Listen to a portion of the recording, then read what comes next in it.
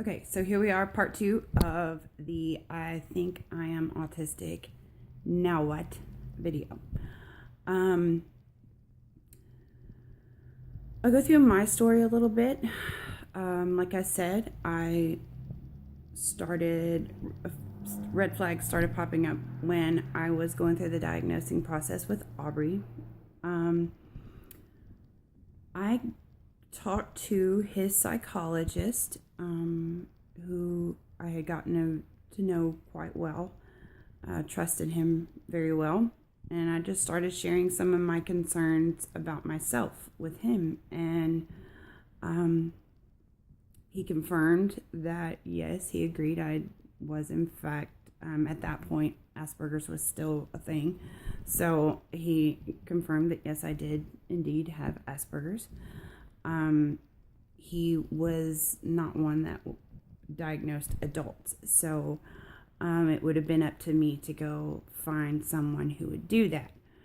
I really just needed to take some time. At that time, my health was kind of going downhill, and getting diagnosed with autism was not number one on my priority list. In that time, though, I really clearly researched a lot and reached out to several page owners, and they were really helpful in walking me through the process. Like I had said in the first video, this community is very accepting of people that are higher functioning adults that self-diagnose or are in the early stages of the process. So don't be afraid to reach out and talk to some people. There are so many great page owners that will talk to you. If you do choose to get a diagnosis, I think as a whole for the community, it is a numbers thing, and it is a good idea for us as a whole to have everyone, accounted for. But it's also, at this stage in the game, it's still kind of a difficult process, but I think it's getting easier. If you decide to go the diagnosing route,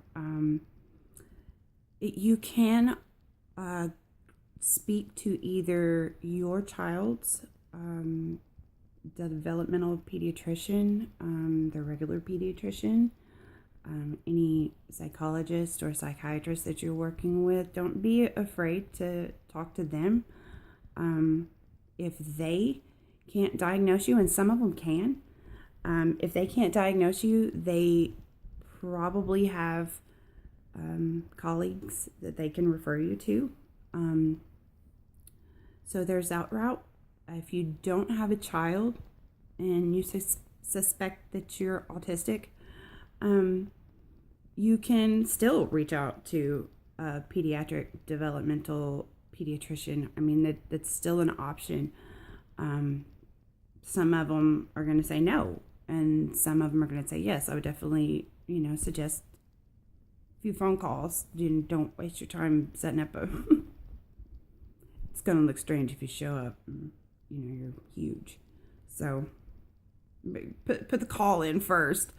If that doesn't work out, a lot of the major cities have autism clinics. Like here in Nashville, we have Vanderbilt, the Kennedy Center. So I know there's like the Cleveland Clinic. There's lots of clinics that have autism clinics.